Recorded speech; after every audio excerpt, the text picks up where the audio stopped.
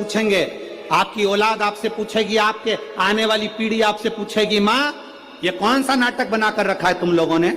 समी का पत्ता दे, समी का पत्ता ले, मिलने जाओ तो समी का पत्ता क्यों लिया दिया जाता है? बच्चे पूछेंगे। आज की पीढ़ी बहुत प्रश्न करती है, उसको उत्तर देना पड़ेगा कि एक पत्ते में 14 करोड़ स्वर्ण मुद्रा का फल होता है। एक शमी के पत्र में आज के बच्चे जो प्रश्न करेंगे उसका उत्तर देने के लिए तुम्हें तैयार रहना पड़ेगा। उस उत्तर को तुम्हें देना पड़ेगा कि ये शमी का पत्र विजयदशमी पर क्यों लेन देन किया जाता है, शमी का पत्र क्यों शिव के मंदिर में जाता है, शमी के पत्र की मूलता क्यों होती है, इसको समझाना।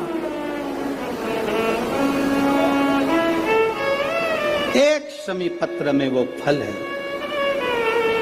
और केवल यही नहीं, शमी के वृक्ष के नीचे, बेलपत्री के वृक्ष के नीचे अगर भूल से भी बच्चा, बूढ़ा, कोई व्यक्ति एक पार्थिव शिवलिंग का निर्माण कर लेता है, भूलवश भी उस पे जल समर्पित कर देता है, भूलवश भी उसके भाव से पुष्प या शमी पत्र या बेलपत्र भी चढ़ा देता है, तो वो इस संसार में कहीं ना कहीं सुख भोगता ही है, उसके जीवन में दुख नहीं। शमी पत्र की मूलता 33 कोटि देवता तुम्हारी किस्मत में जो लिखा है वो देंगे।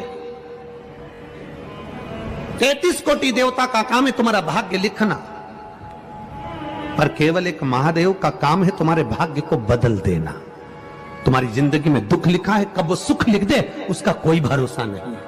ये सिर लोग महादेव की पिंडी को लगा देते हैं, ये सिर महादेव के शिवलिंग को लगा देते हैं। क्यों लगा देते हैं? क्यों? ये ललाट पर जो दुख लिखा है, ललाट पर जो भाग्य में तकलीफें लिखी हैं, किस्मत में जो लिखा है, बेकार कुछ लिख दिया, शिव के शिवलिंग को ये शीश लग जाए, महादेव का स्पर्श मात्र हो जाए, ललाट पर लिखा उल्टा भी सुल्टा हो जाता है।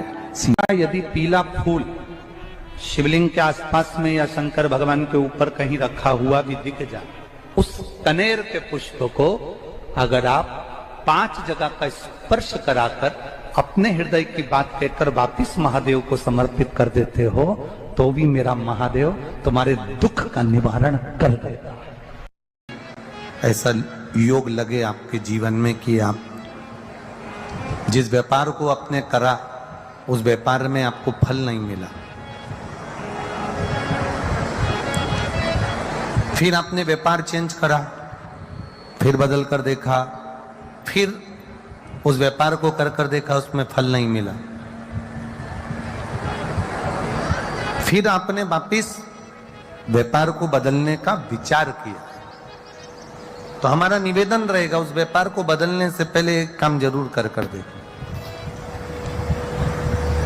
3 स्थान पर बेलपत्र को चढ़ाकर देखिएगा।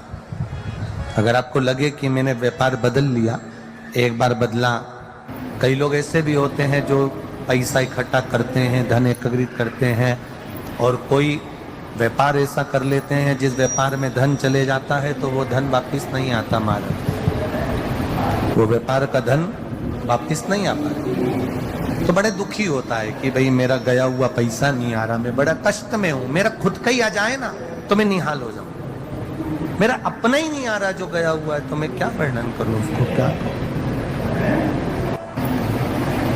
उनके लिए भी ये प्रयोग, ये शिव विद्येश्वर संहिता का ये भाव बड़ा सुंदर है।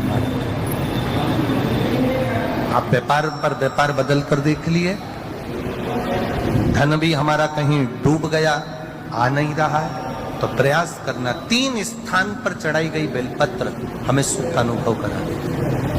बहुत ध्यान लगाइए। पहला, अशोक सुंदरी की जगह। अब ये बेलपत्र जब भी आप चढ़ाएंगे तो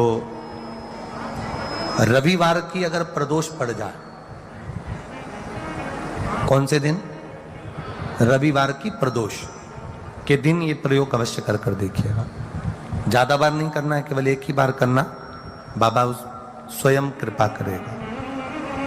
अपने मंदिर में अर्थात अपने घर के पास कोई मंदिर हो, शिवालय हो, देवालय हो, जहां शंकर भगवान विराजमान हो, शिवलिंग हो, ऐसी जगह पर अवश्य करें। हमें कहीं दूर जाकर ये प्रयोग नहीं करना है। अपने अपने शिवालय, अपने जो घर के आसपास में शिवालय हो वह। एक बेलपत्र अशोक सुंदरी वाली जगह, अब उसको अशोक सुंदरी की जगह पर भी चढ़ाने का तरीका क्या है?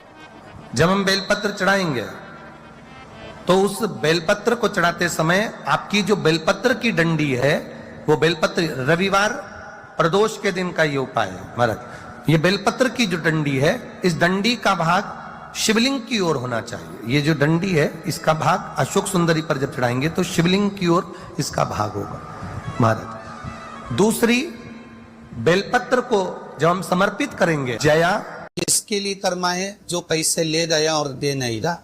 आपने हाथ कर जोड़ लिए, फोन कर लिए, 50 बार बोल दिया, 50 बार विनती कर दी, वो नहीं दे रहा ना। आप उसके लिए भस्म का लिंग तैयार कर कर उसका पूजन, उसका स्मरण कर कर उससे विनती कर, बाद में उसी का विसर्जन उसी वृक्ष के नीचे जयला